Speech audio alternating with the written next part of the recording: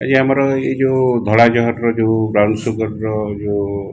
मात्रा बर्तमान बढ़ी चली तारी उपरे डीजी सार जो प्रहार गोटे बर्तमान ऑपरेशन चली एसपी का निर्देश अनुसार आम जो जगार सब सस्पेक्टेड जगह कौटी बिक्री होपर नजर रखी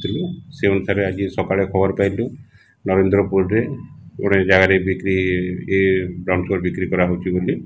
तेणु से हिसाब से आम टीम प्रवेशन कर अर्डर नहीं पठेलु आठी आम विकास नायक बोली जन को आप्रेंट कराला से अनुसार आमर रिक्वेशन देकर एक्जिक्यूटिव मजिस्ट्रेट प्रेजेंस चेक कलापर पाखु आम 16 ग्राम 52 मिलीग्राम कंट्रासेप्ट आर्टिकल आम पाखु सीजर कर अनुसार आमर कुजंग थाना गोटे केसटे 337 नंबर केस ता सहित आउ जड़े सहयोगी जी प्रकाश कुमार कौन बोली सी अभियुक्त अरेस्ट होती आउ दुई जन को आज कोर्ट प्रोडक्शन कराब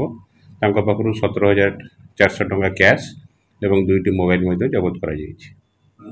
यार आनुमानिक मूल्य प्राय बजार 1,60,000 टका खंडे हम नहीं आगुरी ना केस सेमती किसी ना कि आम सोर्स प्लांट करूँ से अनुसार खबर पाई रेड टीम प्रिपेयर करके